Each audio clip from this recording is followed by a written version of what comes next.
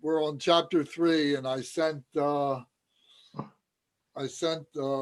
attachment for that just a couple days ago. Uh-huh. Let me see if I can find it.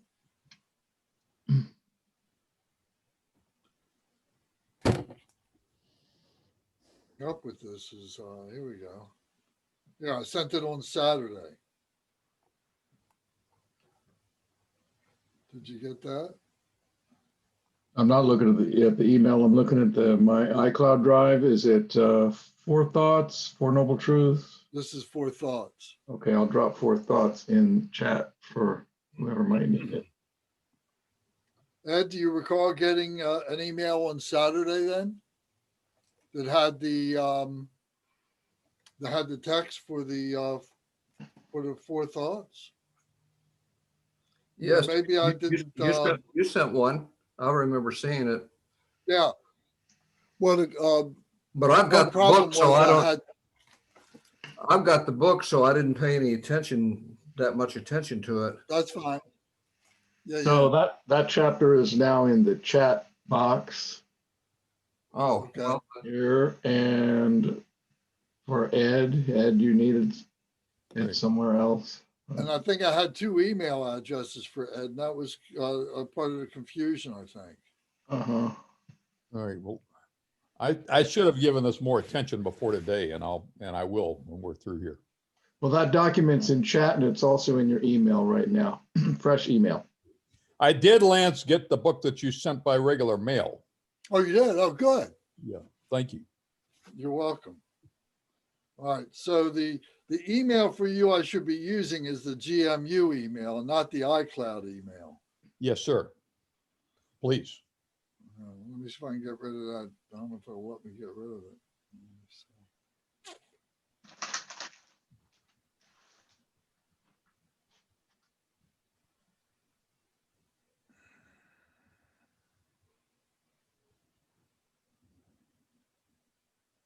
Whoops.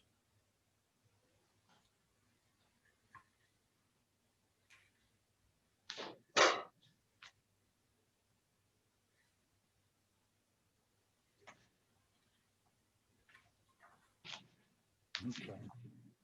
We'll see if that works. Okay. All right. Hi, Bonnie. How you feeling? How you Hi, feel? Hey, Bill. I'm feeling better. I'm still a little weak. Yeah.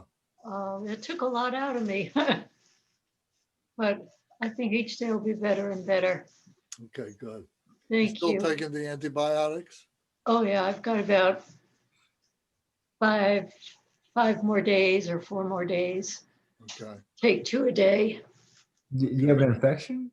I did. I had a UTI. Oh, okay. Ooh. And unfortunately, as we get older, it's one of those things that has stronger effects on the body. I'm sure. Oh, man.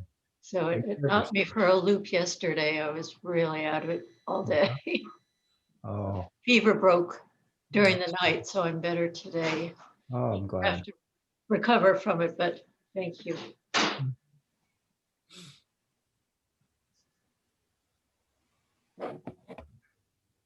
Okay. We'll just wait another minute or so, see if anybody comes on. So Ed, so the book that I sent you then, so this is the prayer book that we use. So it's got the opening prayers in, a few other prayers, and it's got the closing prayers, the dedication prayers. So this is what we're usually referring to when we're talking about the prayers. So you can. Well, I appreciate it. Thank you. You're welcome. Thank you. Lance, how do you like that our package was delivered today when there's no mail delivery? You are special, I'll tell you. Isn't that incredible? we got a package too. Could you get it in your mailbox?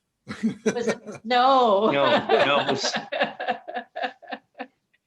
I think it flew by itself. Did they knock on the door or something? Not that we heard. No, What was it, just sitting on the porch or something like that? no, You found it. sitting on the porch by the door. I don't think the dogs didn't even Here. sound like it was Okay. Something was going on. All right. Well, when you're ready, we can, spend a little while during a weekday and I can talk to you about, what was in there. Okay. That'd be great. There was a lot in there. It was a surprise after surprise. Yeah, yeah. I got a I little took advantage knowing I was sending out something, so I sent some stuff to you that I know I'm gonna have to send to other people What too. happened? So We lost sound. Thank you. I got a little package Lose today. sound? Apparently Oh. so. huh? 600. No P. Jacqueline, try again. Ooh. What's going on? All right, can we get started? Okay, now we're back on. Okay.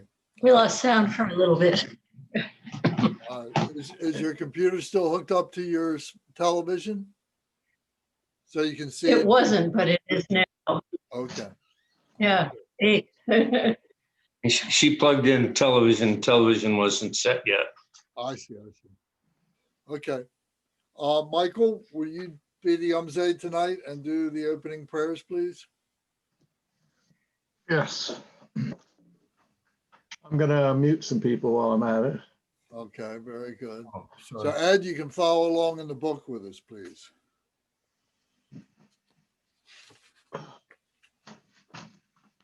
English, right? Yeah, please. So let's do 3 times in English where it's indicated 3 times once. And Zara is with us tonight, so that's good. And 1 through 6, right? Yes. Okay. The altruistic motivation. All mother sentient beings, especially those enemies who hate me, obstructors who harm me, and those who create obstacles on my path to liberation and omniscience, may they experience happiness, be separated from suffering, and swiftly I will establish them in the state of unsurpassed, perfect, complete, and precious Buddhahood. All mother sentient beings, especially those enemies who hate me, obstructors who harm me, and those who create obstacles on my path to liberation and omniscience, may they experience happiness, be separated from suffering, and swiftly I will establish them in the state of unsurpassed, perfect, complete, and precious Buddhahood. All mother sentient beings, especially those enemies who hate me, obstructors who harm me, and those who create obstacles on my path to liberation and omniscience, may they experience happiness, be separated from suffering, and swiftly I will establish them in the state of unsurpassed, perfect, complete, and precious Buddhahood. Action Bodhicitta Prayer. Thus, until I achieve enlightenment, I perform virtuous deeds with body, speech, and mind. Until death, I perform virtuous deeds with body, speech, and mind. From now until this time tomorrow, I perform virtuous deeds with body, speech, and mind. The Long Refuge Prayer. We take refuge in the kind root and lineage lamas. We take refuge in the deities of the mandalas of the Yidams. We take refuge in all the exalted Buddhas. We take refuge in the perfect Dharma. We take refuge in the excellent order of the Sanghas. We take refuge in all the noble Dakas, Dakinis, and Dharma guardians, possessors of the eye of wisdom. We take refuge in the kind root and lineage lamas. We take refuge in the deities of the mandalas of the Yidams. We take refuge in all the exalted Buddhas. We take refuge in the perfect Dharma. We take refuge in the excellent order of the Sanghas. We take refuge in all the noble Dakas, Dakinis, and Dharma guardians, possessors of the eye of wisdom. We take refuge in the kind root and lineage lamas. We take refuge in the deities of the mandalas of the Yidams. We take refuge in all the exalted Buddhas. We take refuge in the perfect Dharma. We take refuge in the excellent order of the Sanghas. We take refuge in all the noble Dakas, Dakinis, and Dharma guardians, possessors of the eye of wisdom.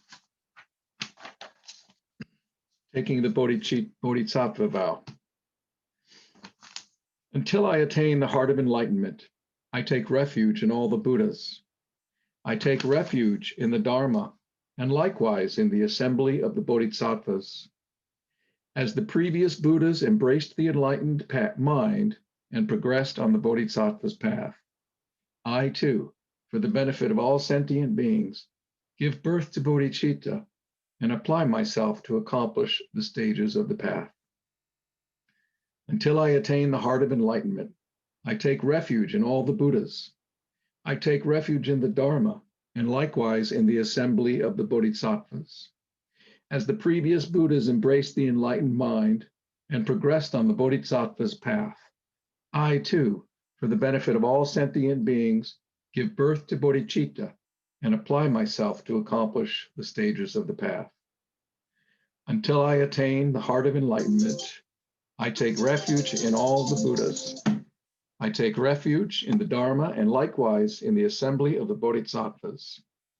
As the previous Buddhas embraced the enlightened mind and progressed on the Bodhisattva's path, I too, for the benefit of all sentient beings, give birth to bodhicitta and apply myself to accomplish the stages of the path.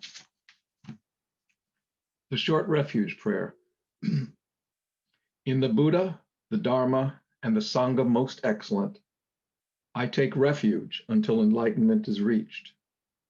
By the merit of generosity and other good deeds, may I attain Buddhahood for the sake of all sentient beings.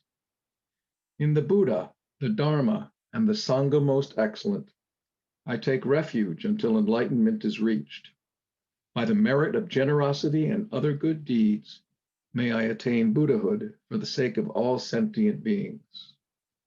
In the Buddha, the Dharma, and the Sangha most excellent, I take refuge until enlightenment is reached. By the merit of generosity and other good deeds, may I attain Buddhahood for the sake of all sentient beings. The four immeasurables. May all mother sentient beings, boundless as the sky, have happiness and the causes of happiness. May they be liberated from suffering and the causes of suffering. May they never be separated from the happiness that is free from sorrow. May they rest in equanimity, free from attachment and aversion. May all mother sentient beings, boundless as the sky, have happiness and the causes of happiness. May they be liberated from suffering and the causes of suffering. May they never be separated from the happiness that is free from sorrow. May they rest in equanimity, free from attachment and aversion.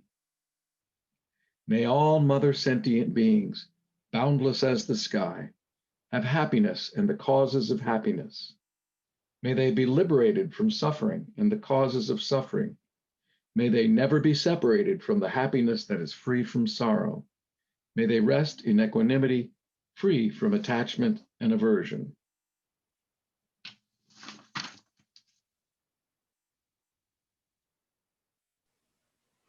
Thank you, Michael. Okay. So tonight we're talking about the four thoughts that turn the mind to the Dharma and hold the mind to the Dharma. And when our mind drifts, we use these four thoughts to bring it back to the Dharma. So these four thoughts are something that we recite every day and something to remind us of why it is that we are engaged on this particular path. So the four thoughts are listed here in the book as the precious human birth or precious human life, that we have a precious human life, that there are thoughts of impermanence or thoughts of death.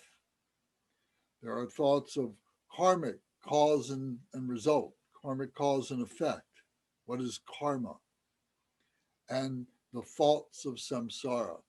Samsara is the phenomenal nature, the ocean of suffering that we are all in the midst of, that we live in.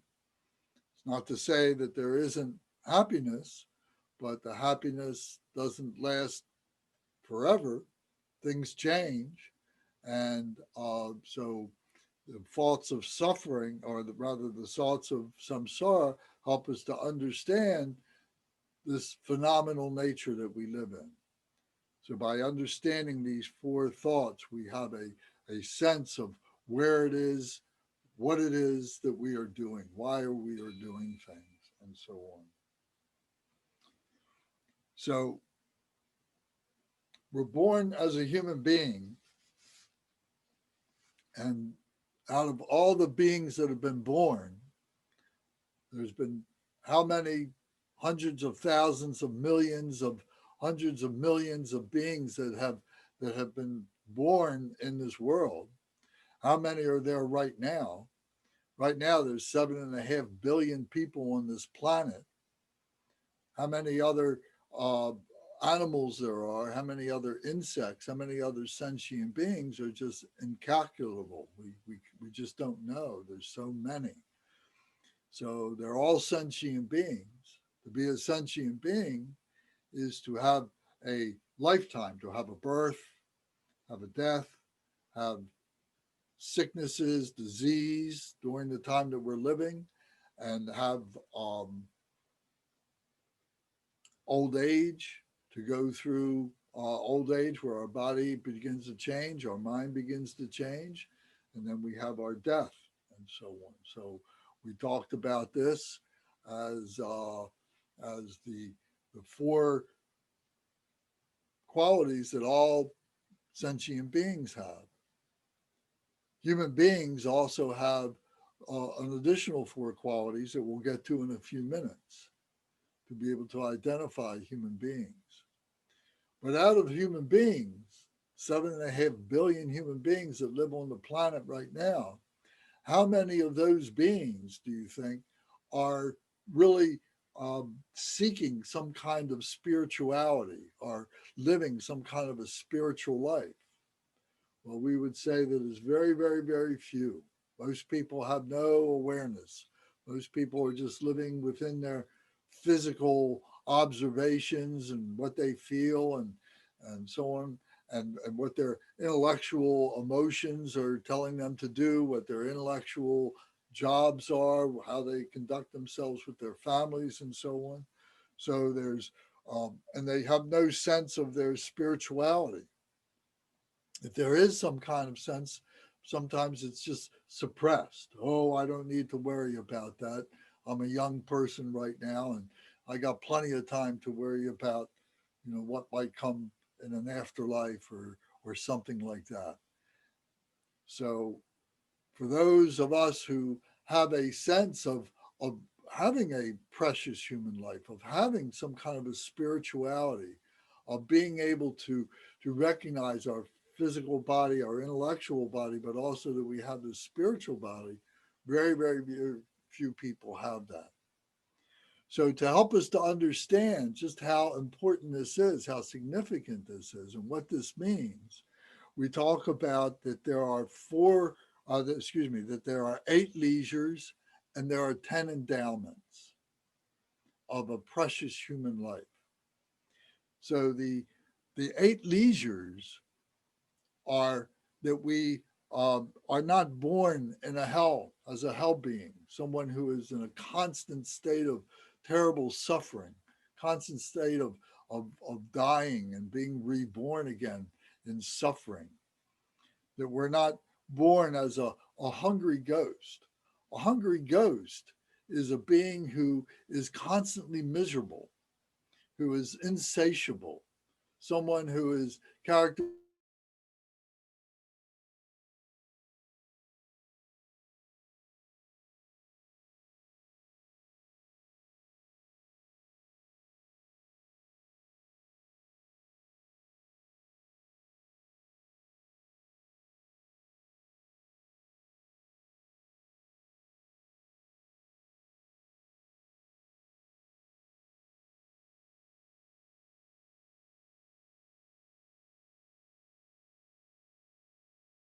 that way ourselves, or we know other people who are like that. And that we're not born as an animal.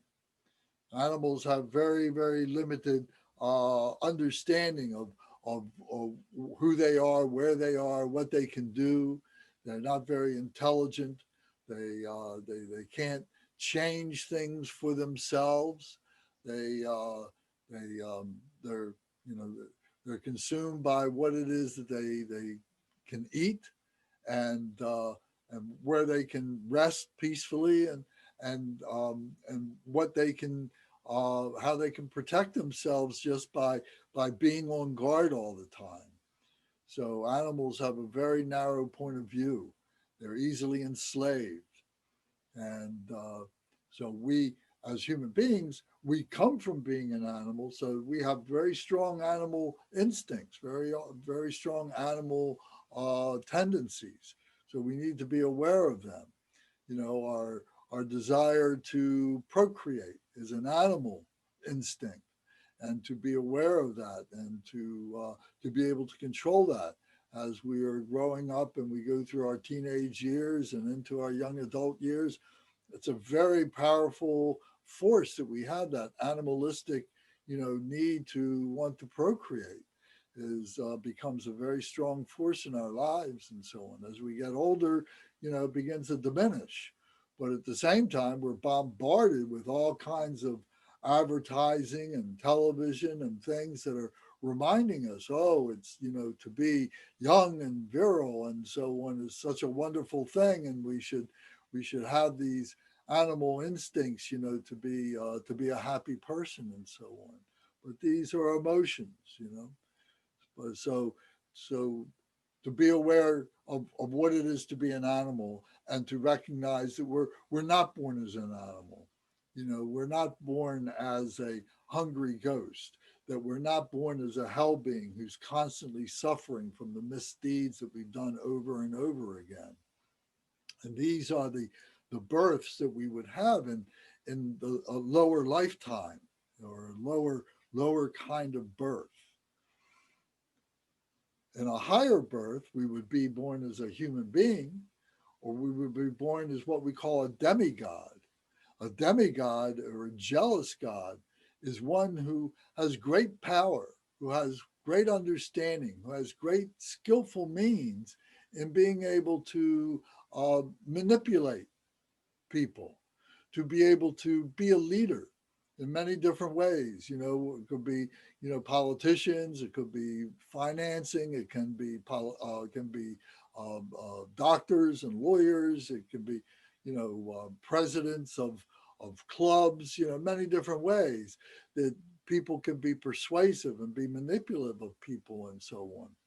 And these jealous gods want more power, and they're in a constant state of conflict to be able to gain more power from each other, because they will recognize other jealous gods and they want their power, but they also want more control over ordinary people who may not be as persuasive or easily subdued emotionally or spiritually or physically, and to be able to extract their attention, to be able to extract their power from them and so on, makes these jealous gods powerful. The most things that the jealous gods are jealous of are gods, because we can be born as gods who have very long lifetimes and who have great wisdom. They understand many, many, many things, but they do not have the ability to be able to, or they don't have the aspiration to want to help other beings. They're so much enjoying their own pleasures that they are not paying attention to the suffering of other beings. And although they know why these beings are suffering and how they can relieve themselves of their suffering, they're not paying attention. So we say that the gods have great wisdom, but they don't have good compassion. They don't have good skillful means to be able to enact their wisdom. The jealous gods have great skillful means. They're very powerful, they're very manipulative of people, but they don't necessarily have good wisdom. They may use their skillful means in negative ways to be able to get over on other beings and so on.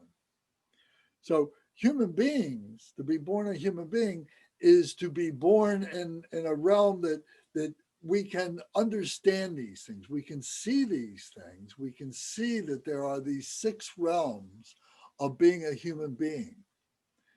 The God realm, the jealous God realm, the human realm, the animal realm, the hungry ghost realm, and the hell beings. These realms, and what these really are psychophysical realms of being a human being. So a human being can have a life that he's constantly feels like his life is being threatened. There are human beings on the planet today who are living in war zones, and they don't know whether they're going to be able to survive the day. And they don't know who they're going to have to kill to protect themselves and their families and so on. Or maybe just out of pure animalistic behavior, they'll want to kill other beings and so on. So there are human beings that live like that. And we may have been like that ourselves, or we know beings like that. You know, it doesn't take much for us to turn on the TV and see news reports that are coming from places where there are these terrible wars and so on that are going on like that, and people living in these hellish existences like that. So they're characterized by being having a life where they are dying over and over again, and then they're born again only to die in a moment's time. So they're going constantly through this life and death thing, through these terrible changes in their life. So, and the hungry ghosts I explained as being miserable beings and so on. So we may know people like that. We know animalistic. As we go through our life, we see that. So as a human being, we have the ability to be able to recognize all these things and to make changes for ourselves, and to be able to find a peace of mind and so on. So we're not born as these beings. We have our senses. We have our 5 senses are intact. Or some of us, we may not have hearing. Our sight may not be good. There are some beings who are born blind or become blind during their lifetime, but they're able to compensate for that, through their other senses becoming very, very finely attuned. So it doesn't necessarily eliminate them from being a spiritual being, but they have awareness of their senses. They have inner sight, they have inner hearing, and so on. And they haven't committed what we say are the 5 heinous crimes, that they're not plagued by that. The 5 heinous crimes are the crime of killing your mother, or killing your father, or killing a spiritual person, killing an arhat, killing someone who is defenseless, who will not defend themselves, or by defiling someone's spirituality. Pardon me, destroying. In Buddhism, we would say destroying our temples and destroying the images of the Buddha and things like that, destroying books, so on like that. But it could also extend, into other different religious traditions and so on. It doesn't necessarily have to be Buddhism. So we haven't committed that, and that we haven't opposed the Dharma. We haven't shunned the Dharma. We realize that there are teachings of morality, there are teachings of generosity, and so on. And because of that, we're accepting that there are ways to conduct our lives that will put us on a path of virtue.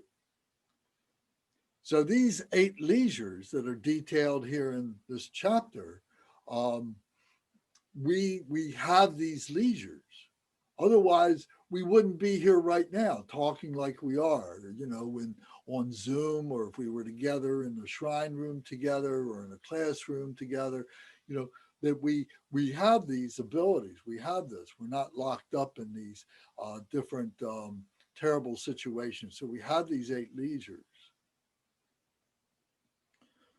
The next is that we have these 10 endowments. These 10 endowments can be explained by saying that there's 5 internal endowments and 5 external endowments. So the external endowments mean that we are living in a time where the Buddha has appeared. Now, the Buddha was a great teacher, and for us as Buddhists, we follow the Buddha teachings and we're learning the Buddha's teachings and so on, recognizing that this Buddha nature is within ourselves. So it's just coming to realize that which is natural to us. But the Buddha, there's many other great teachers from other traditions, if it's from the Hebrew, or it's from the Christian, or it's from the Islamic, or it's from the Hindu, or it's from other nationalities, other cultures, and so on. There's many great teachers and so on. And the essence of what these teachers are teaching is the same. So we have the benefit of being born as a human being where the Buddha has appeared and the teachings continue. So we don't live in a barbarian country. We don't live in a place where people are being subdued by great power and so on. And we've seen it in our lifetimes, and we certainly know of it in history, of the marauding barbarians that come through and lay waste to anybody that gets in their path, and they pillage and they rape and steal and do all the terrible things they do, barbarians like that. And we've seen that happening here in our lifetime in the not too distant, past, that people still live like that. But we are fortunate, and we're not among those people. That we live in a place where the Dharma teachings remain, where these teachings of the Buddha have been written down, and they are taught, through great teachers, great masters, and so on. They're supported by brothers and sisters and so on. So we have the great fortune of having those. And then and that we're living where there are sponsors and there's patrons to the Buddha teachings, people who are helping to support the facilities in physical ways, donating money, donating maybe their expertise in building or maintaining these places, printing the books and doing things like that. So these are 5 external things that give us these endowments, that we receive the endowments of these beings to be able to do this. We have 5 internal endowments that we're, number one, that we're born a human being in the first place, that we're not born in one of the other realms, the lower realms, or the realms that aren't capable of being able to make change for themselves. And that we have all our senses that are intact, and that we haven't committed these 5 heinous crimes. We've had essentially a virtuous life and a virtuous birth, and that we don't have ideas that are opposed to the Dharma, that we investigate the Dharma teachings of the Buddha, the teachings of virtue, and to be able to understand non-virtue. And that we have this sound mind, that we're not afflicted by diseases of the mind. We have our mental health and so on. So these are 5 internal endowments that we have. So I think I can speak for us that are all assembled here right now to say that we are the beneficiaries of these endowments and of these great leisures and so on. So the question becomes, well, this is what we have, what are we going to do with it? Can we have a precious human life? So there is an ordinary life, an ordinary human being life, where we're doing ordinary things with our physical body and with our intellectual mind. And most of those 7.5 billion people on the planet, that's how they live their lives. But there are a few that have this precious human life where they're seizing the opportunity to really improve themselves and to be able to recognize and be able to stabilize their spiritual body so that they complete themselves as a human being. So we say it's like the three-legged stool. You know, it will stand by itself with the spiritual body, the physical body, and the intellectual body. So we have stability. And this is to be a complete human being. So I know I've talked about this recently, and it's very important, and it's something that we have to always keep on our minds, that this is our the blessing that we have, and we've given this to ourselves. And that, you know, we subscribe to the idea that we have been born many times and that we have died many times, and that there is this continuum of life that goes on and on and on, and we are part of that, you know. So to be able to say, well, so and so, you know, what was my past life like? What was my past job? And what did I look like? Was I a man or a woman or something like that? You know, it's not important of what that detail is, but it's understanding that we are part of this transpersonal experience that we're all having, and we can relate to that. We can understand that empathy that we have for all beings and so on. And to know that, you know, in the present time that we're all helping each other or we're hurting each other. And that for the future, that what we're doing now becomes work for the future to help our children, to help our children's children, and those generations to come, and what kind of a legacy are we leaving for them, and so on. So this is all part of recognizing a precious human life, a precious human birth, and being able to seize and take responsibility for this.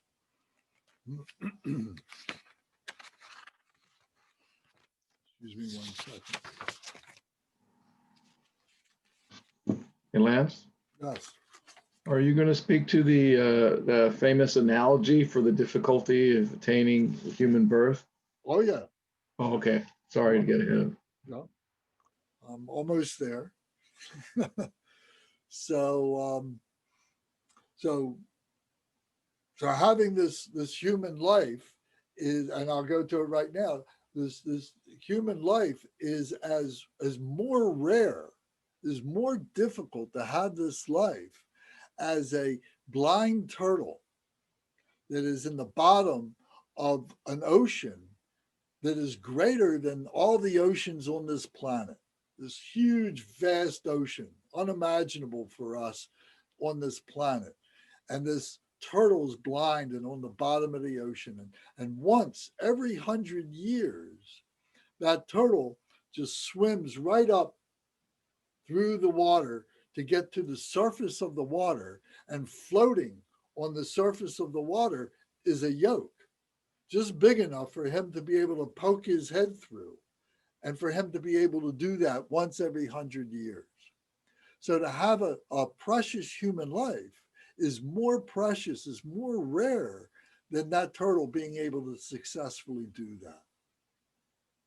So when we think about that there's 7.5 billion people on the planet right now, and how many gazillions of other beings, and for us to have this precious human life now is so rare, so precious. So to be able to conceive that, to be able to bring that into our mind, and to be able to be grateful for that, and to recognize that who we need to be grateful to is really ourselves, because we have the karma, we have the good fortune to be able to do this, to have this ability to be here now, to be able to do this. So we'll talk about karma in a minute. But that's the analogy, is to be able to be a blind turtle swimming up and poking his head through the surface of the water. for someone who then now has a precious human life and recognizes that and is developing the spirituality, but really to be able to practice it and to really bring it in and to be able to radiate that and be luminous to other people and so on is even more rare than seeing a star at noontime in the bright sky when the sun is up.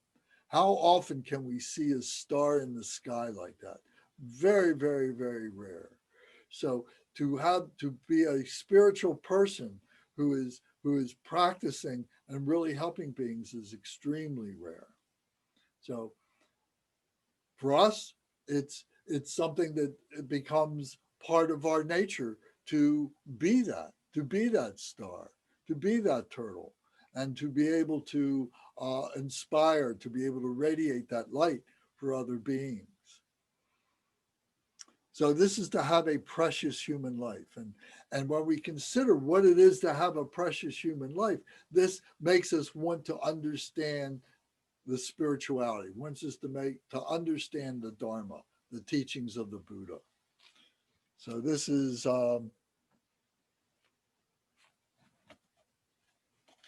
very important to us. Excuse me, I'm just looking for one thing here.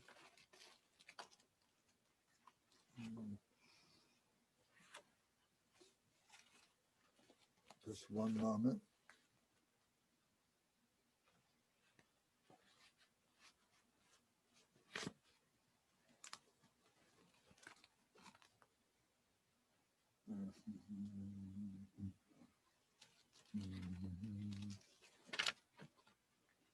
Does anybody have any questions or comments while I'm looking for this?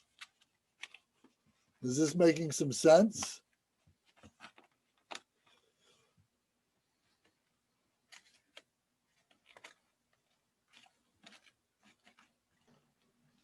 So Lance, I think for me, the most significant thing that makes me a lucky duck is encountering Buddhism. Encountering it, that's, yes. yeah. I mean, I think that's the cherry on the sundae, and that's what makes me like the turtle. Right. So yeah, so as I said, this is like a gift that we give to ourselves, and to be able to recognize that gift when it pops up and to be able to seize the opportunity that it affords us to be able to enrich ourselves. So there's a prayer that we recite to help us to remember this. So the prayer is, the freedoms and advantages so extremely difficult to obtain accomplish the purpose of human life. If one does not achieve benefit from this now, how could this opportunity come again? So it's something that we will repeat to ourselves every day, that we think about that. So that thought of our precious human life is a daily thought. The issue of suffering, Yes. how do we, well, I mean, we've had these prayers to free others from suffering, but does Buddhism recognize suffering as a given, in life, and if you attain enlightenment, are you then free from suffering, or where does suffering fit in this picture here? Well, we're about to talk about it, but just to put it into a context, and we've talked about the Four Noble Truths. Do you remember talking about that? Yes. Last week or a couple of weeks ago? And the first of the Four Noble Truths is that all life has suffering. Yeah. Right. So it's part of being a sentient being. It's part of being in this phenomenal world. Mm-hmm. So what being a Buddhist means is that we are transcending the attachment and the aversion to that suffering. You know, we're still going to get sick. We're still going to get old. We're still going to die. But we transcend our attachment to that or our aversion to that. And we were able to put it into a different context, one of realizing that it's all just part of this temporary nature. So this body is like changing our suit of clothes for the day. You know, and every beg pardon? Transcend the attachments Yes. that cause us suffering. We still have suffering, but we rise above it, so to speak. Correct. Yeah. You know, if I'm going to get sick, okay, I know I'm going to get sick, but I'm just going to, you know, be able to take in the sickness and be able to overcome it through my virtue. Be able to instead of being miserable about it, you know, being Right. a hungry ghost and being miserable about it. Right, that helps. I never thought of Michael as either a duck or a turtle, but I'll work on it.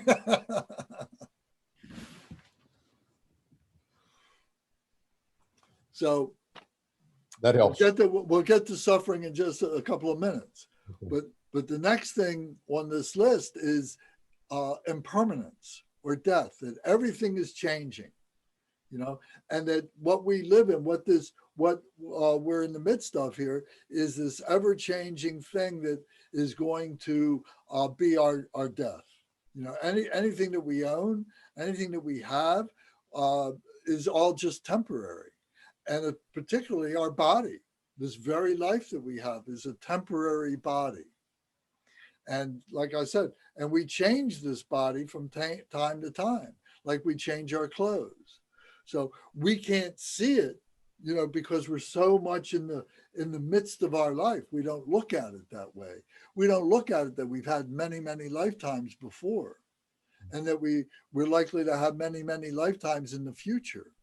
But the more that we understand that, and we recognize that, oh, now I've got a way to be able to put this into a context and see that what I'm doing now is going to help in the future. And what I've done in the past has brought me to where I am, but I don't have to be suffering with it. I can have gratitude for just being here and be able to make whatever changes are necessary to be able to get to the next life, to get to the next stage, if you will. So this impermanence is, we're built up of compounded nature. You know, we're not just one thing. We appear to be this body, but this body is made up of many, many, many different things. And fundamentally, it's made up of 5 elements: the element of water, the element of earth, the element of fire, the element of air, and the element of space. This is what we're made up of these things and so on. And this is what all of nature all around us is made up of these 5 things. These are the 5 basic elements on this planet that we know in our existence. So there's a balance within these things. And if they go out of balance, then disease comes, sickness comes, injury comes, and death comes. If we run out of water, we're going to die. If we run out of nutrients from the earth, we're going to die. If we run out of space to be able to grow, we're going to get stunted to the point that we're going to die. So all these things are intertwined with each other, and we need to be able to have that proper balance of the 5 elements. We need to recognize that. We need to recognize that death is a certainty for us all. And as I've said, we've died many times, we've been born many times. So the fear is not understanding what that means and how much control you have over your death. You know, if we are doing non-virtuous deeds, we're likely to bring our death on much more quickly and much more painfully than if we're leading a virtuous, happy life. Our illness factor will be much better if we're a virtuous person. You know, many of our illnesses are manifested from having emotions and so on. And having emotions makes us susceptible to diseases that are all around us all the time, but also makes us susceptible to injury because we're not paying attention, accidents and so on like that. So death is a certainty. We need to understand that. We need to prepare ourselves for that death. And this life, this precious human life, gives us the opportunity to do that. Most people, they just fear death. They say, oh, when it comes, I'll have to deal with it, but I'm not going to do anything in preparation for it. But as a spiritual person, the one thing that survives our death, that never dies, is our spirituality. So that's what we are trying to recognize, to try and get in touch with, to try and recognize that. So by looking at the impermanence of life, we're recognizing the spirituality aspect of our lives, so that we can die through these disasters, we can get into injury through disasters, catastrophes, and so on like that. So we recognize that, we look at that, we pay attention to this, and it's not being morose or being negative. It's just being realistic. You know, Buddha means the awakened one. And being awakened means seeing all these things, recognizing all these things, and being able to understand the causes of all these things, the causes of the good things, the causes of the bad things, and how they can transform each other, how good things can be ruined by bad things, that bad thoughts or bad actions can have a bad result. Likewise, bad things that start out, bad causes, can be transformed by good things and you have a good result. So this is why, being a human being, we have the ability to change. This is what is unique about being a human being, special about a human being, that we can do that. So the Buddha, the awakened one, is teaching us to recognize this within ourselves. This wisdom does not descend upon us. This wisdom comes up from us. A lot of it is just common sense, but some of it is much more subtle than that. A lot of this spirituality about karma, cause and effect, we're going to talk about in just a minute, about understanding this precious human life, about understanding this impermanence, is much more subtle stuff, much more subtle philosophic stuff that opens up our awareness, that opens up our heart, that makes us see that it's all connected and so on. So this is why investigating this is so helpful to us. It completes us as a human being.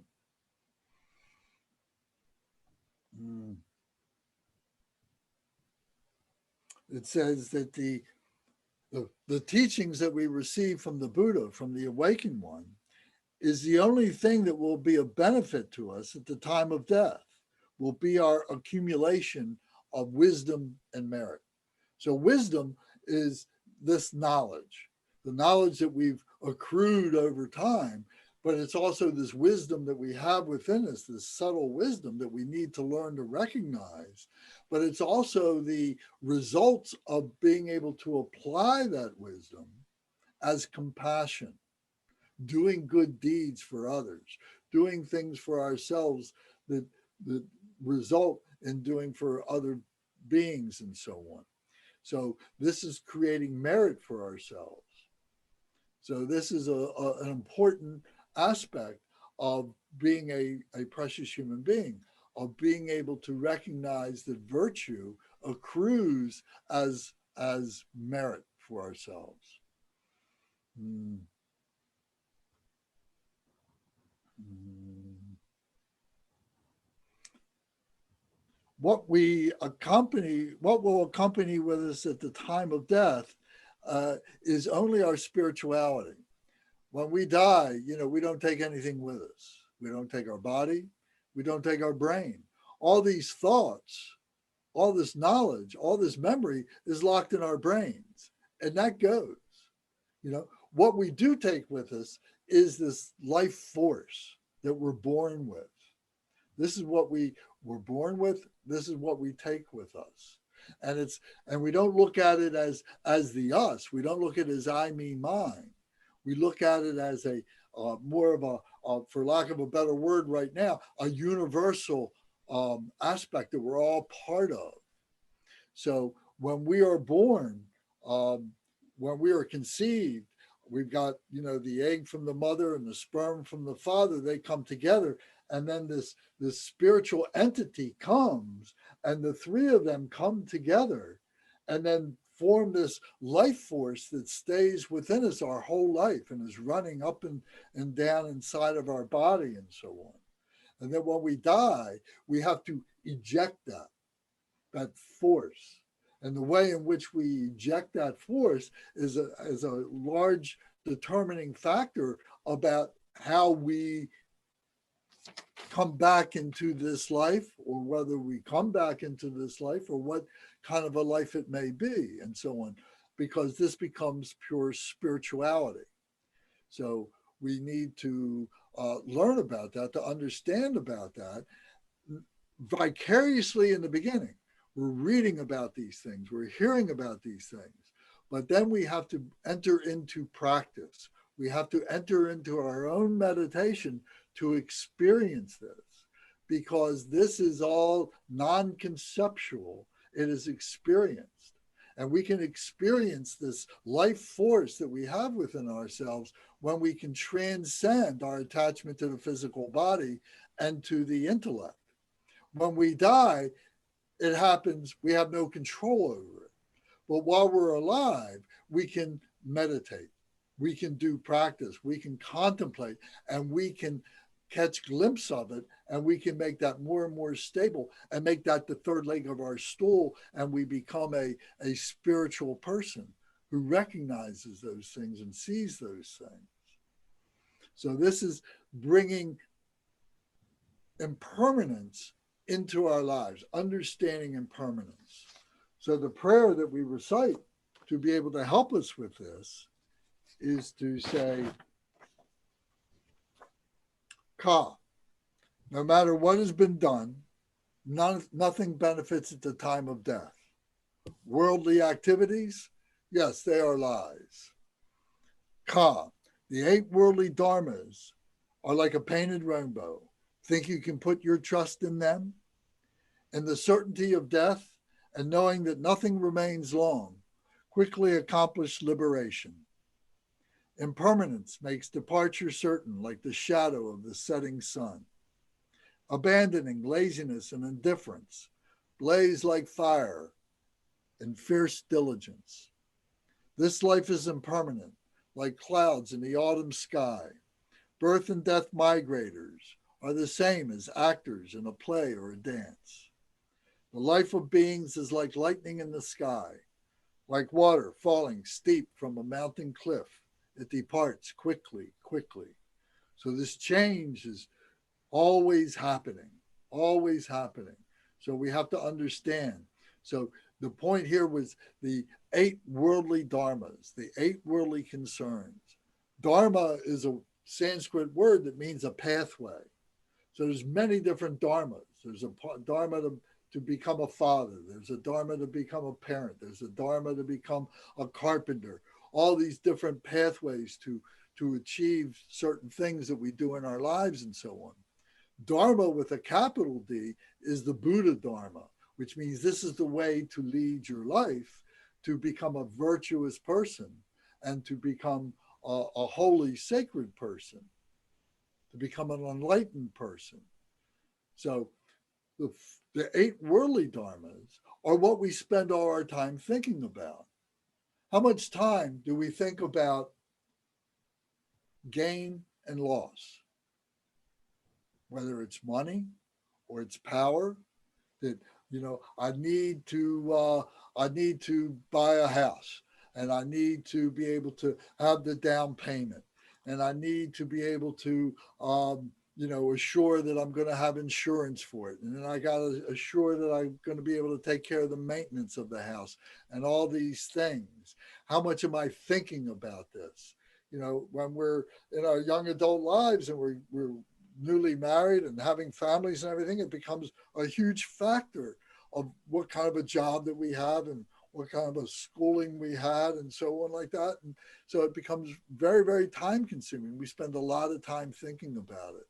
And then once we get the house, then how much time do we think about having to take care of the house? We got to keep it painted. We got to take care of this, that, and the other thing. And if I can't do it, I got to hire somebody to do it and so on. So we're thinking about the gain of getting the house. We're thinking about the loss of not maintaining the house. Or maybe it's the money in the bank. Did I put the money in the right 401k, you know, money market and things like that? And then when we lose the money, oh my God, you know, I just lost $40,000 this past week, you know, from my 401k because, you know, something happened with the market and it tanked, and my God, what am I going to do? And so on. How much time do we think about that? I would think a fair amount of time. And then how much time do we think about having a job, being in our job and doing a good job in our job, and other people are counting on us because in the job everybody's working together, and maybe I'm the kind of person who goes out and brings in new accounts into the company. And here I bring in this new account, $1 million account. And boy, the boss is so happy. He's saying, oh yeah, that's great. We're going to be able to, you know, make payroll for the next 6 months. This is terrific. I'm so happy. That's good and everything. And by the way, I'm going to give you that parking place outside next to the doors, so you don't have to, you know, schlep when it's raining and everything. You get all this praise now because of the good work that you did and so on. So today I've got all this praise. I did all this. Everybody's coming to me and thanking me for bringing in this great account. But then tomorrow I get a phone call from one of my old customers who says, you know, you've been overcharging me and I'm really upset about that. You never told me about that. And I'm firing you. I'm going to another company and I'm taking my $5 million account with me. So now you're a bum. So now you get all this praise. Before, now you're getting all this blame. Now, not only do we not make payroll, but now we're going to have to lay a whole bunch of people off, and we're probably going to have to rent out part of the building, and it's going to be terrible. The whole business is now your fault. You're losing this business is now your fault. So for a moment, you were getting all this praise. Now you're getting all this blame. So praise and blame. How much do we think about this, you know, in our jobs and what we do in our families? Maybe it's in the family. I've known families that, you know, they got married and everything is very good. The husband and the wife are very happy with each other and so on. And it brings two families together and everybody's loving each other and having such great time at parties and birthdays and so on like that. But then we decide to get divorced. And now the families are taking sides and now they're splitting up and everything. And those people that were loving each other now are finding ways to argue against each other. So now here was all this praise. Oh, yes, you two got together and how wonderful this is. Now, you know, oh, you couldn't keep your marriage together. You know, why couldn't you do that? And now, you know, you're splitting up the family. So it can be something like that. So there's many different ways that we are looking for praise and many different ways that we are concerned about disgrace when, or not, but blame when things fall apart. So those are 4 things. And 2 more things are, what about fame and disgrace? How much time do we spend thinking about others? Maybe it's not us. Maybe we're kind of ordinary, common people, and we've got our circle of friends and our family and everything, and they love us and all this kind of stuff. But how many people start looking at these sports figures, these sports people, or look at these politicians, or look at these famous people, other scientists and so on, and the fame that these people bring in for themselves, and people just adore them, and they get, when they go out and into social activities, they go into a restaurant and the maitre d's all fawning over them, oh, I'm going to give you the best table and all this kind of stuff, and because of your fame, and people want your autograph and all this kind of stuff, because you're such a wonderful person, because you won the Triple Crown in baseball or something like that, so all this fame comes to you and you want to hold on to this fame. You see that you can get this fame, but then they find out that you're, some kind of a sexual deviant, or that you have embezzled a whole bunch of money, or you've done something terrible in your life now. And no matter what great fame that you have amassed, now all of a sudden becomes disgrace. That fame just evaporates. And we certainly know people like that right now. There's so many people that, in these past few years who have been great figures in our minds, in our society, who are now in prison and are likely to die in prison. And so, so how much time do we think about fame and disgrace? And then the next thing is pleasure and pain. How much time do we think about pleasure, particularly when we're younger and, things are new to us, we're able to, we're young in our teen years, in our early 20s, we're meeting, having relationships with other people, and how much pleasure we're deriving out of that, how wonderful it is. I can't think of anything else but this pleasure that I have. I don't want to go to work. I just want to be here having all this pleasure. My goodness, I don't want to do anything bad. I don't want to go without you. Can you come to work with me? I want to keep you underneath my desk while we're doing work together. And, you're just consumed with this pleasure. And then, as you gradually begin to break away from that and say, okay, I can handle this. I can go to work and come back and I'll have that pleasure and so on. But then you come back home and that pleasure object is not there anymore. They're not there. Where is my pleasure object? What happened to my spouse? Where is he or where is she? Oh my goodness, I'm worried, I'm jealous, I'm calling, I'm trying to understand. Or you're out with some friends and you see that your spouse is over in the corner of a room talking to somebody else very, very affectionately, and you say, oh my goodness, what's going on? My jealousy is taking over. And all that pleasure that I had now is now turning into pain. Or maybe it's something about an inanimate object. You just got this new car. And oh my goodness, I've been waiting to get this car all my life. I've had so many different cars, but now I got the car of my dreams and everything.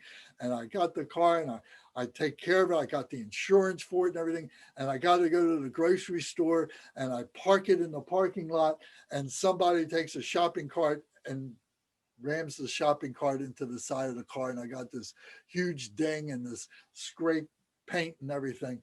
And now I don't want this car anymore. What was giving me such great pleasure now is a source of pain to me. Just to look at this thing breaks my heart. And I know I can get it fixed, but I'm always going to see that dent. I'm always going to see that shopping cart laying on top of that car. It's going to make me sick. So how much time do we think about pleasure and pain? And if you sit and you think about it, and I'm sure you'll come up with many, many different things of all these things. So you can see that there are these opposites. It's 4 things that have these opposites, these eight worldly concerns. And if that's all that we think about in our lifetime, just worldly concerns like that, then we're setting ourselves up for suffering all the time, because everything changes. Nothing is going to remain the same. You can take that beautiful car and leave it outside in the rain or in the weather, and you come back in a few years and it's going to be, it's not going to be as good as it was when it was brand new. So everything changes. So how do we deal with that is by transcending our attachments, transcending our aversions to these things, and know that these things are part of the natural temporariness of our lives. This is what our ordinary phenomenal life is like. But there is this spirituality, you see, that is beyond that, that we have to find within ourselves, that we have to recognize within ourselves. And with that comes a peace of mind, comes a peace in here, that we don't have that tension, we don't have that anxiety, we're not consumed by those worldly concerns. So this all is impermanence, understanding impermanence. So precious human life, impermanence. Does this make some sense? I mean, can you relate to this? Is this upsetting? Upsets me. It did, But when you recognize this and you realize this and you say, yeah, I've done that. Yeah, I've been there. Yeah, I can still be susceptible to that. When I'm not paying attention, yeah, I can get caught up in that, because this is all food for the emotions. The emotions are getting all tied up with these things. Our arrogance, our desires, our attachments, and so on. Our hatreds, our aversions, our jealousies are made up of these things, of these worldly concerns. This is all there is. That's what we think. God bless you. Hey, Lance, Yes. just one little thing that I want to share is when you were talking about the preciousness of our human birth.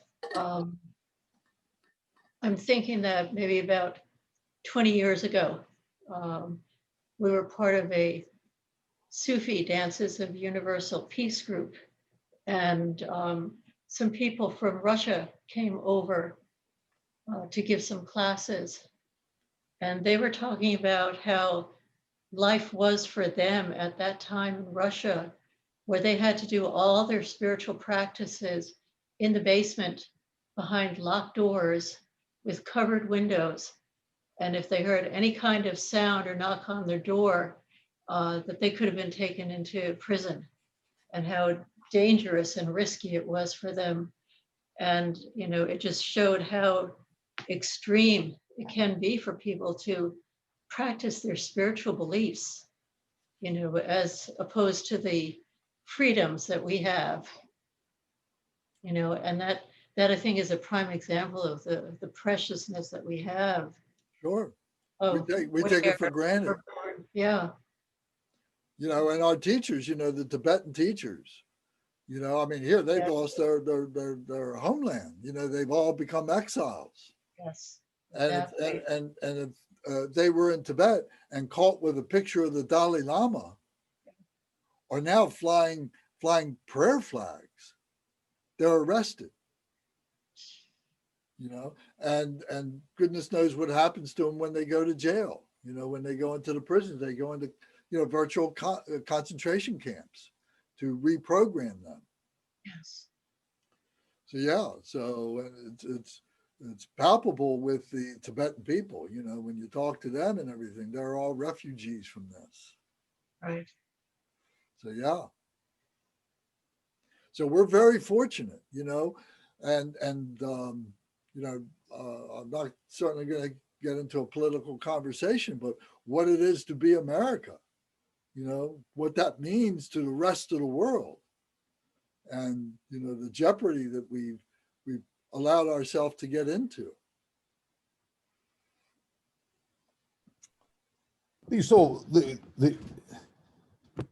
recognizing impermanence and avoiding having our thinking dominated by things that can't by their very nature be permanent. I mean, that's important, but seems to me the challenge, I mean, you got to think about the house somewhat. You got to think about money in the bank somewhat. And yet I know people who just say, well, I'm not going to worry about money and carry that too far. I mean, you got to know how much to think about these things without being dominated by them, I think is what. That's exactly right. That's it. You're exactly right. There's a balance there. There's a common sense balance about this. But most people, a lot of people, either don't have that common sense or don't have the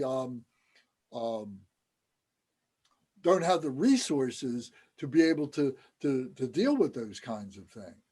Yeah. You know, people that are on subsistence that are living in the middle of India, you know, they're worried about where they're going to get their next meal from. Right. They don't have a bank account to worry about. For them, it's a survival thing. Right. But if I do have a bank account, I got to worry about it a certain amount. Well, to what degree you want to worry about it? That you have to answer that for yourself. You know, Right. how much of it can be put into a automatic thing? You know, do I have enough to last the rest of my life, or do I constantly have to be looking at my cell phone, to be looking at my account? You know, what's the Dow Jones doing today? You know, or can I expect less and put it into a more moderate account that the fluctuations are not going to be as great? I'm not dependent upon those big spikes, you know, and playing those kinds of games. You know, so it might mean a matter of living more simply, more conservatively, you know, and not looking at the gain and loss all the time, finding out, okay, I can just stay in this middle part and be very happy. You know, when you got $1 billion, do you really need $2 billion? From somebody who doesn't have $1 billion, to me, it seems crazy. Why would I want $2 billion? But we know that there are people that have $1 billion and they want to have $10 billion. I say, well, I did this. Now I can have a lot more. And where is that money coming from? That's the thing I always want to know. Who's paying? Where's that money coming from? You know, when I was in business, I had clients who, and Ed, I'm not trying, or anybody else, I'm not trying to be, nasty about this, but I had clients who were very, very wealthy, who were in the not finance, but the investment community. And there was this one particular client I got, he had $1 gazillion from junk bonds back in the 1990s. And who were the people who were paying for that? Were grandmothers and grandfathers who were putting all their money in, who all took a dive. And this guy's building a $5 million house. And people were saying, oh, what a great guy this guy is. You know, but they forget where the money came from.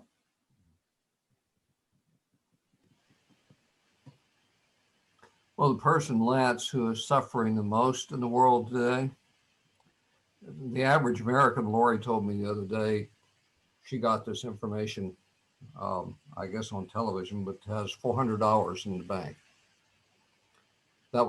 That's scary. Yeah. But I wouldn't be as sad if I was one of those people as I would be if I was the guy who just discovered that the Bitcoin purchase that he made a couple of decades ago is now worth $250 million, and he can't find the password, so he's about to lose it. I Yeah, saw two the more headline chances. on that. I saw the headline on that. I would rather be the person with $400 in the bank than be that guy, because he says there's no way he's going to find it. That's suffering. That is human suffering. Well, there's lots of things, you know, and how many poor people who we would consider to be poor, who live in India, who are in the midst of the famine and like that, but yet that person has a degree of integrity and a degree of happiness, a degree of spirituality that keeps them balanced. They say, oh, you know, I'm okay. My family's okay. You know, there are people like that. And that's a precious human being. It doesn't have to be, excuse me, that he's born in America or raised in America or grew up or emigrated to America to be happy. There are people that are in these terrible places that have peace of mind, that have precious human life.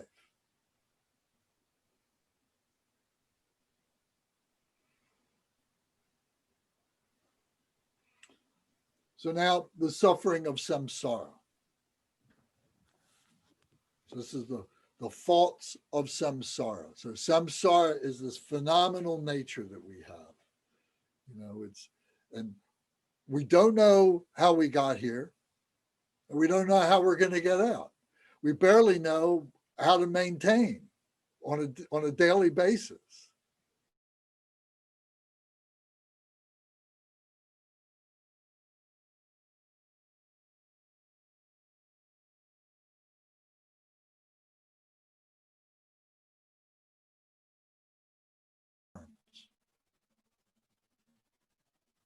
But if we can free ourselves from those 8 worldly concerns, find some way to balance them so that on the other side of the equation, we've got freedom, we've got peace of mind, then we've created this equilibrium, this balance for ourselves in our lives. So everybody has to find that for themselves. But for us to be able to do that, we have to recognize what the faults of samsara are, what the sufferings are that are causing our scale to get out of whack, to go in the direction that we don't want it to go to. You know, can I get enough money to be able to balance out the scale because I'm going like this? I got to load up with money so that my happiness is going to get better. But then you wind up being attached to the money and you're worried about the money all the time. So it becomes counterproductive. You're worrying more about the money. I think that's the example the guy was just bringing up. You're worrying more about the money than you were before. So we've talked about this a few times. We've referred to these things a few times. So it's going to sound a little bit familiar. So it says, consider the suffering of beings in the 6 realms of samsara. Doing so, great fear and dread arise in the heart. So we talked about the 6 realms of being a human being: the human realm, the jealous God realm, the God realm.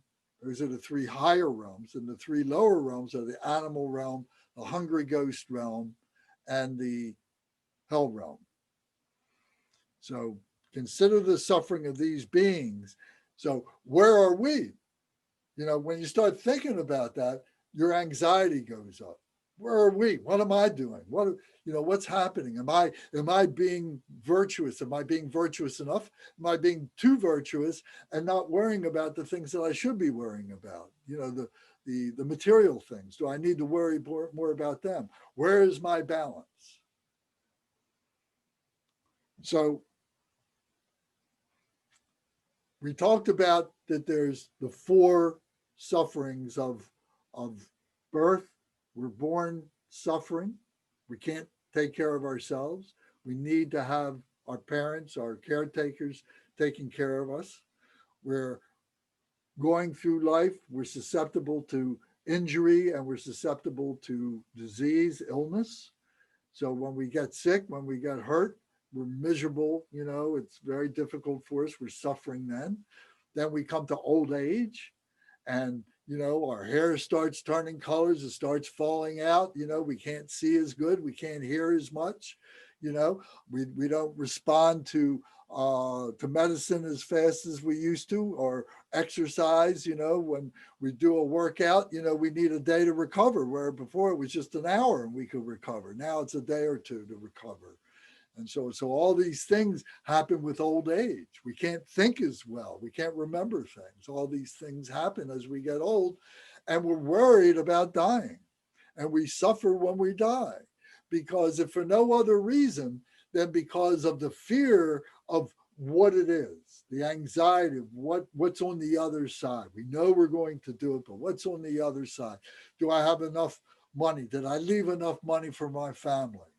You know, and was I good enough? When I meet God, if that's what happens, am I going to be prepared to be able to meet God? And is he going to have his arms out for me? Or is he going to say, get out of town, man, I'm not interested in you. You were a bum. So, and then the pain of death. You know, are we going to die from a terrible disease? Is there going to be enough morphine for us to be able to not feel it? Or and if that happens, am I then going to be anesthetized to the point that I'm not going to be able to recognize my death and control my death? Is it just going to be like going to sleep, a euthanasia kind of a thing? Is that what I want? You know, is it going to be because, there's a riot and I get I'm involved in the riot one way or another? Maybe it's a stray bullet that happens, or maybe I'm driving down the street and I'm minding my own business and somebody comes and T-bones me and I get killed in the car, or worse, I kill somebody else. And then I'm dying, I'm languishing in the hospital with my injuries and so on. So all these things, the suffering of death. So those four things as a human being are things that we can't escape, things that we are, that we have to concern ourselves with and either suffer from or find a way to be able to transcend our attachment or our aversion to those things. To see those things as temporary things and prepare ourselves for that. But as a human being, there's four more things. All sentient beings have those four that I just mentioned. But as a human being, there's four more things, because we suffer when we are in the midst of things that we don't like. Things that we are with people that we don't like, in situations that we don't like. The example is going to a cocktail party and you're there by yourself and you're maybe from out of town, but you went there and you don't know anybody, nobody knows you. And it seems like everybody's different than I am. Maybe they're all talking a different language. And now I'm obligated to spend the next 2 hours there. And that 2 hours can seem like 2 days, so that's an example. But maybe you marry into a family that you don't like, or maybe you're working in a job that you don't like, or something like that. You're in some kind of a situation that you don't like.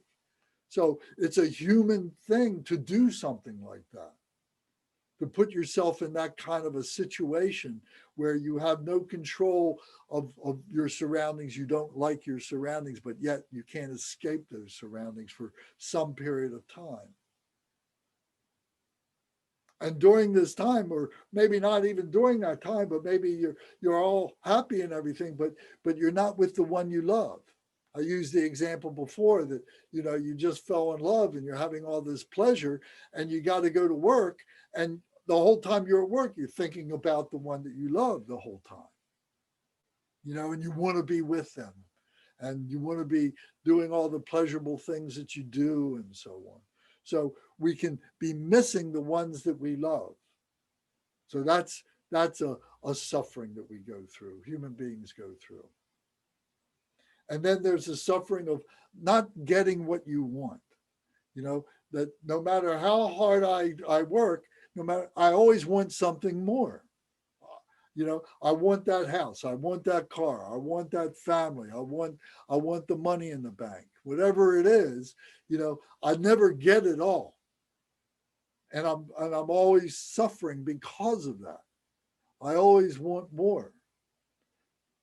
And then the other suffering on the other side of that is, now I got it, but now I got to protect it. And I'm always thinking about that. Oh, do I got to put this money in this account over here? Do I put it in the safety pot, the safe deposit box, or, what do I do with it? Or possessions, we talked about the car example, all these different things. So we get what we think we want, but now we got to protect it. So these are 4 things that are things that we bring on ourselves. The first 4 are things that happen as part of, being living.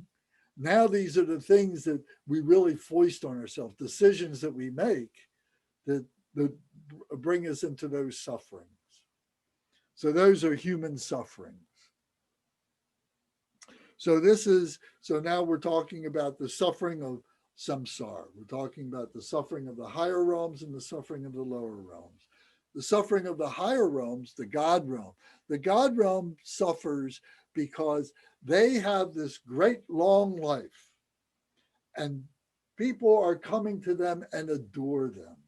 And people are supplicating them and bringing them all these wonderful things and so on. And these gods have such wonderful pleasure and so on. But they're being supplicated by their subjects, by the people who are looking up to them. And they're praying to them for help. And they're praying to them to help them through a famine, or to help them to have children, or whatever it is. And the gods are so immersed in their own pleasure that they don't pay attention. They have no compassion. They have great wisdom. They could help, but they're not paying attention. They don't care. So at some point, the people turn away from those gods. They say, I've had enough of this God, not doing anything for me. Maybe it's a kingdom changes, and a new king comes in and takes over the land that you were living in. And this king brings a new God with him. And if we look at antiquity and we look at different civilizations, the Greek gods were replaced by the Roman gods. And the Greek gods started out as being, maybe the Egyptian gods. And so there was all these pantheons of gods. And then there's the Hebrew God is different than the Christian God. And the Christian God is different than the Islamic God. And they all these gods and so on that people are going to. And I'm not disparaging, the God thing, but we have to understand what it means. And these gods change. And when these gods, when their followers go away, now all of a sudden these gods start getting old. Their flowers start to wilt. All their attributes begin to wane, and they die. But now when they die, when those gods die, now they have a retribution for all the things that they did not have compassion for, because indirectly they caused all this great suffering of things that they could have been involved in that they didn't, and there was great suffering as a result. So the gods had said many result right back into the hell realm because of the suffering that was caused by them not being able to help. When somebody's in a foxhole, when somebody's in the trenches, when somebody's in a plane that's going down, who are they calling? Oh God, please help me.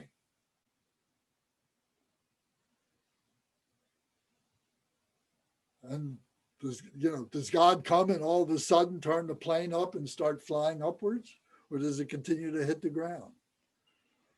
So there's many, many ways of looking at that, but I think you can understand the point. So the jealous gods are in constant conflict with each other. They're attacking the gods, but the gods don't even recognize the jealous gods. That's how immune they are. But these jealous gods are fighting each other and are trying to overcome, trying to take what they can from the lower people, trying to manipulate them. They have no wisdom. So they're greedy. And where do they wind up? They wind up in to be hungry ghosts. And then the animals. The animals are suffering from their ignorance. The animals can't do anything for themselves. They can't help themselves. You know, all they know is to eat and defecate wherever they want and have, you know, fornicate whenever they can. And basically that's it. But they're easily enslaved and so on. So from their lack of being able to understand themselves and what they are and who they are and so on, they're locked in this ignorance. And then the hungry ghosts we already talked about as being these miserable beings, and the hell beings being these beings that are constantly suffering from dying over and over and over and over again. Human beings are, this is all the human experience. So the human beings have the ability to change. And if they don't know what their circumstances are, and they don't know how it is that they can change, what their choices are, then they live as either the gods, they live as the jealous gods, they live as the animals, they live in the hungry ghosts, or they live as the hell beings. They're caught in this constant changing of emotions. So talk about the higher realms and the lower realms, the suffering of samsara. So to understand that is very important, to see the dynamics that we are involved in. And these, we have to take responsibility for our own actions that have precipitated us to be in those situations. As human beings, we go through those 6 realms during our lifetime. Now, not everybody goes through all 6, but we as precious human beings certainly can be empathetic with that at the very least, if we haven't explained that. But I know for myself, you know, I can say, yes, I think I've had every one of those thoughts and emotions of each of those 6 realms. And maybe at different parts of my life was up and down, and it's changed over time and everything.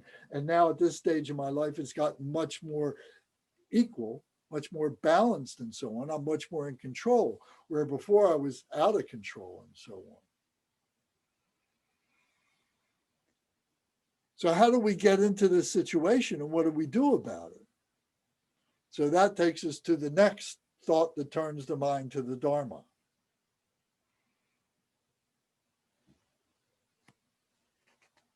So we say, I want to go back just for a moment in the suffering of samsara. There's another prayer that we would say. It says, in the 3 lower realms, and even in the 3 higher ones, there is not an instant of absolute happiness, because none of these things are absolute. They're all worldly existences. So I will avoid the root cause of my samsaric existence and practice the excellent path of peace to enlightenment. So what that means is, I don't know how I got here. I don't have to know how I got here. What's the root of my samsaric existence? You know, maybe I can just say it's just ignorance. And then all these other things are all part of ignorance. So I will avoid the root cause of, I will avoid that root cause of ignorance, that and practice the excellent path of peace to enlightenment. So if I can say, okay, that's how I got here, but now how do I get out of here, is through peace of mind, being able to understand all this, being able to comprehend what is an ordinary human life, what it is to be a human being, what our human awareness is, and also that we have this spiritual true nature that is our Buddha awareness, or our Buddha mind, this enlightened mind that we have within us, and be able to recognize that through resting our attention on this worldly stuff to allow this other stuff to come up that is part of us, that we are part of that. It's an integral part that we're all part of. So taking responsibility for that now. Now we have to understand what are the virtues and the non-virtues that put us into this situation. How did we get here? You know, what is this like? Where were we before we were born? What are we doing here? And how do we get out of this? And where do we go when we do go? So we have to understand karma, cause and result. So the word karma is a Sanskrit word that means action. It's the action that we take. An action has to have a cause. Action doesn't happen by itself. There has to be a cause. There has to be some kind of a thought. There has to be some kind of a thing that happens that we interpret and precipitates as some kind of an action.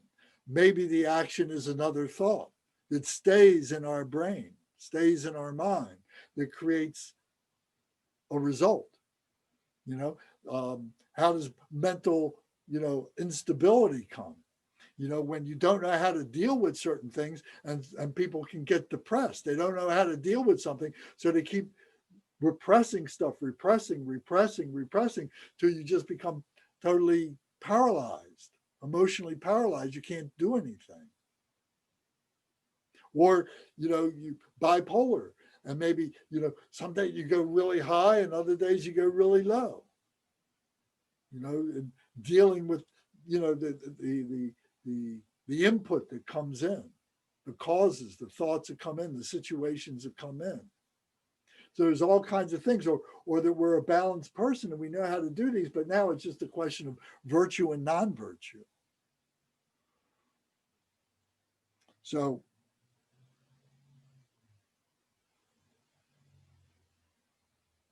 with virtue, we need to understand the good things that we do, that there is a natural law of virtue and non-virtue. Just like that there is a law of gravity, just like there is a law of the electromagnetic laws, the weak force and the strong force. And maybe there's more that is out there that you scientists would know more about than I do. But the point is, they're all invisible. And many of the people, the scientists, the main road scientists would say, oh, well, I can measure those things because we have tests for those things and so on. But karma, this law of karma, this law of virtue and non-virtue, well, there's no law for that. That's just something that we make up on our own, and to some degree that's true, but we do know that if we do good things, we will have a good life. Things will come good to us. And if we do bad things, we will constantly be confronted with negativity, with challenges, with difficulties, and so on. And maybe it's, if I go and decide I'm going to go rob somebody and so on, I go do that and I get the $50 that they got in their pocket or whatever. But now for the next 2 weeks, I'm looking over my shoulder all the time, thinking that there's a cop going to come after me, that this guy, went to the cops and they recognize me or something. Or maybe I stole money from a bank or whatever it is, or maybe I shot somebody or something. So you're always suffering in those kinds of ways by doing those things. But if you do good deeds, good things happen to you. You have peace of mind. You don't have to worry about looking over your shoulder that somebody's coming after you. There may be people coming to you because they're looking for your wisdom. They're looking for your skillful means that maybe you can help them. And that should be a good thing. You should enjoy that. You should be grateful for that. So we can take positive things that are coming towards us and we can ruin them. We can contaminate them if we apply a negative virtue to them, a non-virtue to them. I've got all this money, but now I'm going to use it on spending money at the racetrack. I'm gambling. or maybe I'm going to, go and finance some terrorists or something like that. So whatever good money that we had, it might have been really good money that came from good sources and so on. Now it gets contaminated, and now there's negative results. And you wind up getting busted for financing the terrorists or doing bad things or something like that. On the other hand, you can have terrible things coming to you, an illness or an injury or something like that. But then you're applying virtue to it, and now you're able to heal yourself, and now you're able to teach other beings, oh, I did this, I applied this virtue to it, and now I've got this positive result, and I'm sharing it with you as a means for you to be able to not have to experience this yourself. Maybe you can help yourself now by doing this. So this is karma, cause and result, that there is this inescapable law that says there's a cause for things. We take an action, and there's going to be a result. Now we can go to neutrality. We can say, I'm just going to let this thing happen. It's going to happen, but I'm not going to do anything with it. I'm just going to let it sit there. And that may be good. That may be fine, to do that, if you can absorb that. But sometimes there are things that we just can't do. We have to find ways to transform, to neutralize those things. So we need to learn how to do that. So with our Dharma practices, that's a huge part of what we're doing, because all this is building up, all these actions are building up results, and these results become of aversions and become attachments and become jealousies and so on. And this is what precipitates us to be born in those 6 different realms: the God realm, the hungry ghost realm, the hell realm, the jealous God realm, the animal realm, or the human realm. Because that's where we go as a result of the actions that we take, the karma that we take. So we can see that very easily if we allow ourselves to contemplate and to become objective, to be able to look at our situations and be able to begin to trace, how things were moving. At least in this lifetime, we can see that we can see. If we did something 2 weeks ago, how is it working with us now? But if we did something 2 lifetimes ago, we may not recognize that now. People would say, oh, I've had such a great lifetime. Why am I dying from this dangerous disease, from this cancer, this painful cancer? Why? What they can't see is what might have happened 2 lifetimes ago or something like that. So we have to learn to be able to accept whatever it is that we've got and be able to know how to deal with it in this lifetime. So the Buddha was always asked this question: who was I in my past life? What did I do in my past life? So the Buddha would respond and would say, well, look at your life now. And that will tell you who and what it was that you did in your past life. If you have a good life now, if you have a happy life, if you have all the things that you need, if you have your peace of mind, or you have your senses and so on, and you have a precious human life, that's because of things that you did. This is the fruit of those good deeds that you did. But the negativity, the difficulties that you have in your life, despite the fact that you have this good life, well, those are things that happened in past lives too, that you need to allow to come up, and you need to neutralize those things. You need to heal those things too. So the Buddha would say, the question you should be asking is, what is my next life going to be? That's the question you need to ask. And the answer to that is, what you do in this life is what will make up the next life. So is it that we are going to continue, that our spirit leaves our body and then goes into another body? And does it look like me in this body? Is it the same kind of person? Is it in the same country? Am I speaking the same language? What is it? You know, or is it something like, you know, this spiritual thing?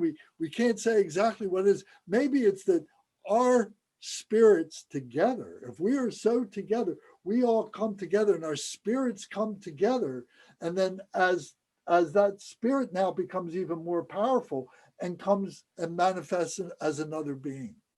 Here's 3 or 4 or 5 or 5,000 or 1,000,000 beings coming together into one. You ever consider how a life force gets to be a powerful life force? How did somebody like Gandhi get to be Gandhi? How did Stalin get to be Stalin? How did any person that you can think of that's very famous, that we're still talking about a millennia later, about how did they get that kind of life force?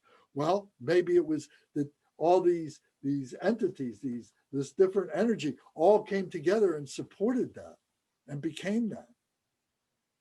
So, you know, can we come together and then be born as something greater than all the individuals together and so on?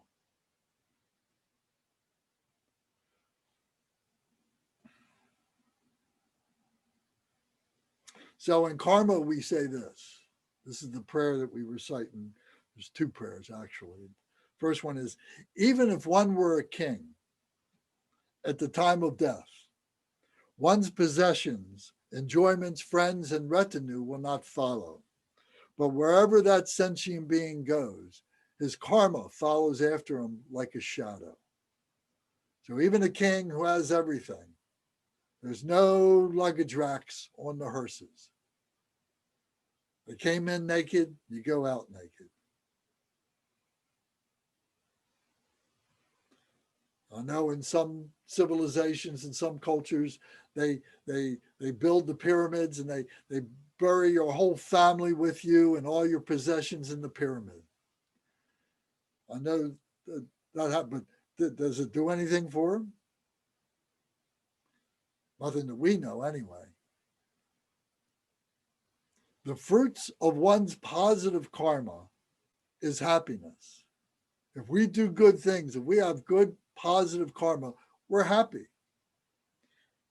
Suffering is the fruit of negative karma. If we're constantly in a mode of suffering, unhappiness, miserableness, you know, it's because of our non-virtue, of our negative karma, the things that we've done. The inexorable karma, that karma that cannot be argued, the inexorable karmic causation, the law of nature of karma, is the mode of abiding in all dharmas. We have to abide in all these dharmas. So henceforth, we should practice the Dharma of the Buddha's Dharma, by distinguishing what should be practiced and what should be given up. So in other words, we're making choices. We're evaluating, we're looking at our lives. So we go back to the 4 Noble Truths. All life has suffering. The cause of the suffering is our attachment, is our desire, is our jealousy, is our ignorance, the emotions, and so on. All life. So how do we rid ourselves of this? Through the cessation. We have to renounce this. We have to stop being born again. How do we do that? We do that through the Eightfold Path, which is a way of evaluating our life on a daily basis on being a virtuous person. Recognizing the virtue, recognizing the non-virtue, and making the corrections where we need to, and not getting caught up in the arrogance of thinking that we're doing the right thing, that we remain humble in the whole process.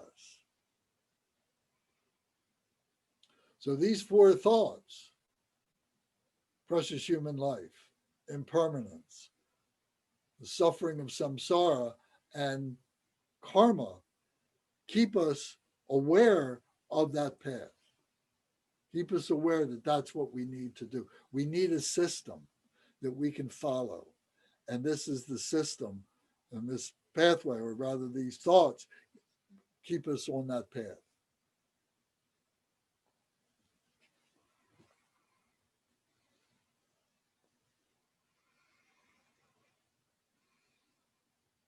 So thank you for listening to this. And I know everybody has heard this a number of times. Ed, this may be the first time that you've heard this. So I'm not picking on you, but it's through your lens that I want to hear what you think about this.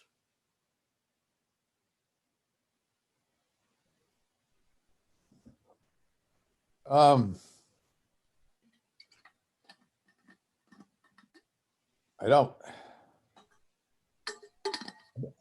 going to need some time to process it, but I don't hear anything that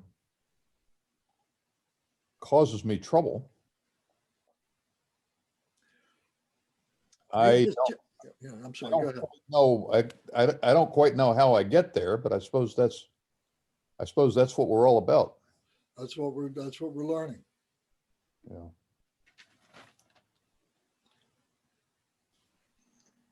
Ed, you have the pages of the book now, right? The pages of the book. Yeah. Do you have chapter 3? No, I don't have a book. Right. Well, I sent you this chapter. You got these. I have. Yeah, you got that. But in the email, Yeah. I've sent you these chapters. I just resent chapter 3 to Ed's email, and it's in the Zoom chat box. So that will help you ponder, Ed. The original chapter from Kenpo. That's good. No, I'm not aware that I have those chapters. Maybe I got confused with, for a while we were using 2 different emails. I don't know, but I'll be glad to look at that. Okay. As to how all this affects me, it's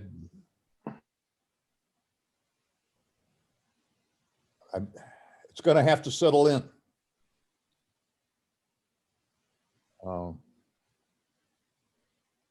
Do you have a sense of the responsibility of this? Yeah, I think so. What is that? How does that make you feel?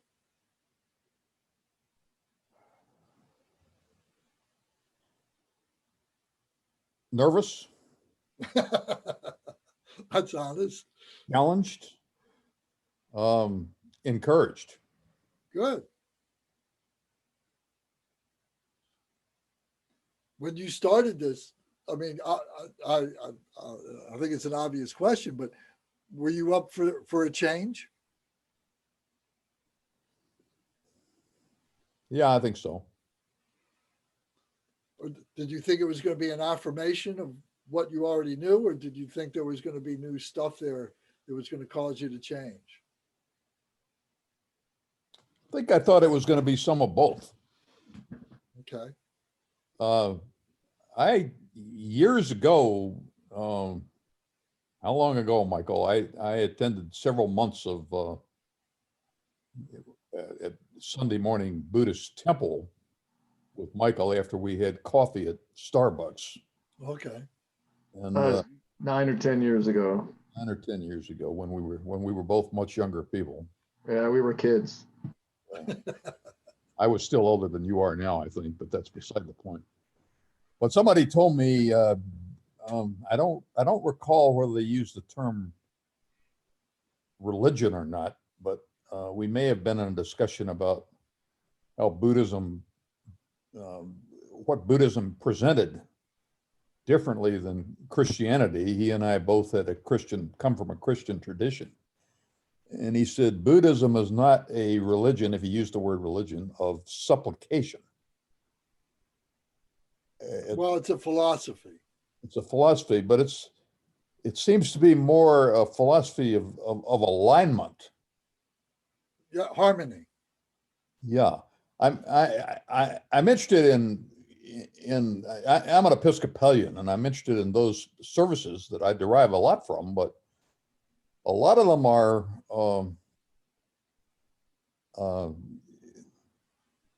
asking for things. I mean, often it's forgiveness, but there's a lot of supplication involved. God, grant us this and grant us that. And there's a lot of adoration involved. And if you take those two things out, I mean, not that I'd want to take them out entirely, but if you do, there's not that much left. And what I see this is more as a matter of trying to get in line with what is, without being distracted by false gods, so to speak. That's right. It's recognizing what is within. Yeah, yeah. So, but I appreciate everybody's tolerance in my stumbling around here. Oh, no. That's perfectly fine, and that's good. I mean, that's why, we're inviting you into the conversation. Well, Because when we hear ourselves speak, we're getting our thoughts out, and right. it gives us cause to understand more. Right.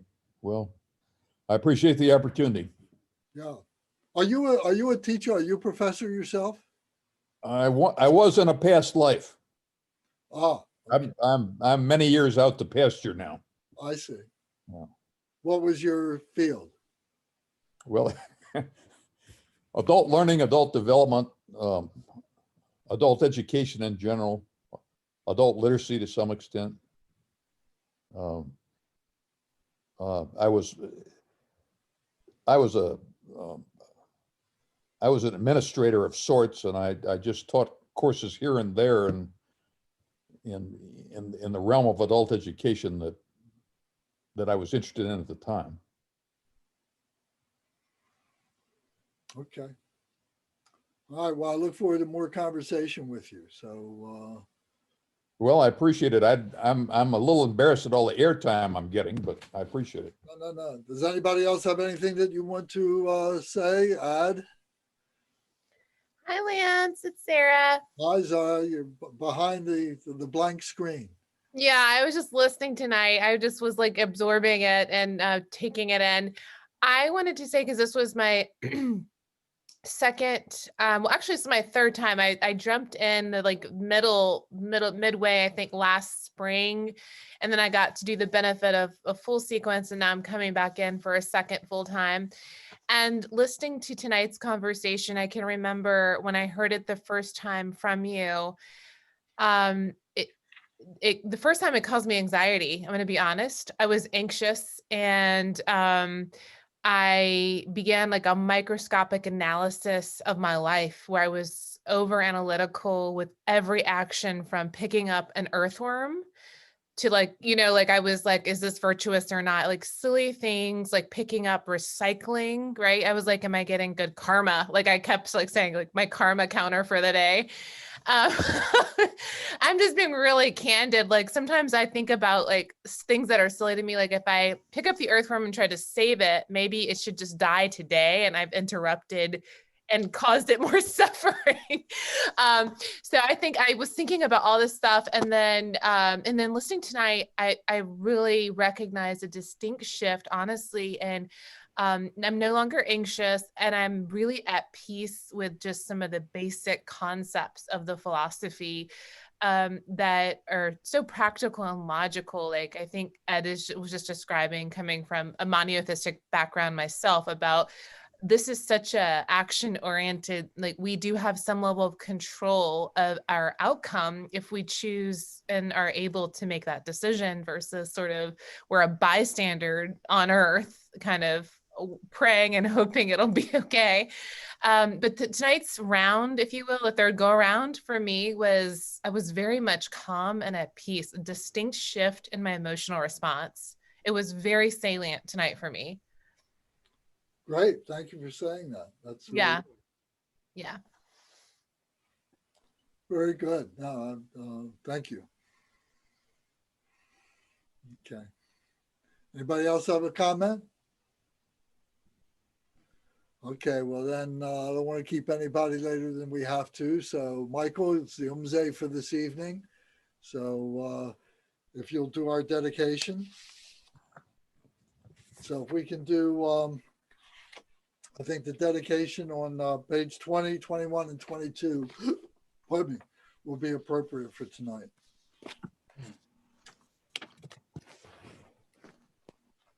Page 20 is the Decorum of Prayer. By the virtues collected in 3 times, by myself and all beings in samsara and nirvana, and by the innate root of virtue, may I and all sentient beings quickly attain unsurpassed, perfect, complete, and precious enlightenment. May the teachings of the great Rinpoche Ratna Shri, who is omniscient Lord of the Dharma, master of interdependence, continue and increase through study, practice, contemplation, and meditation until the end of samsara.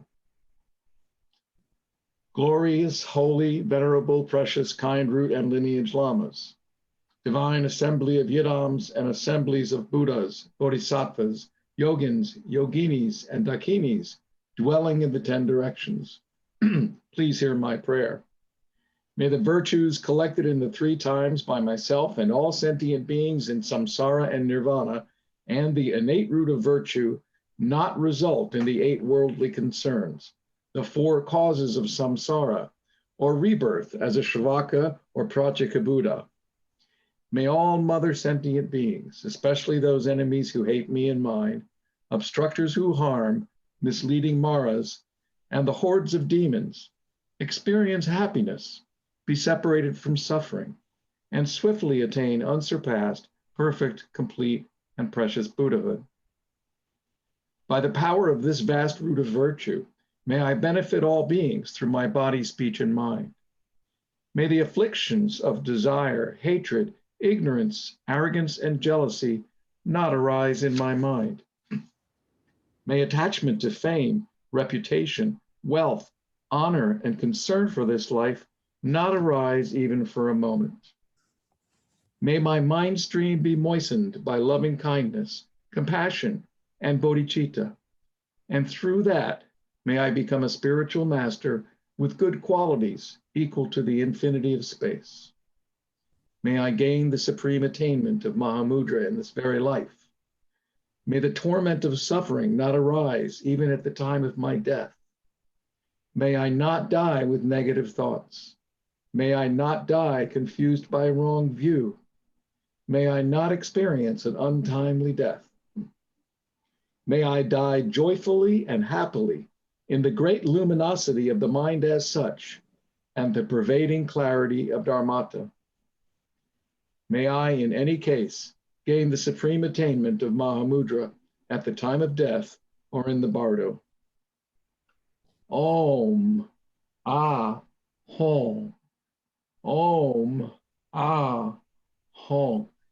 May my body, speech, and mind become inseparable from the body, speech, and mind of all the enlightened ones.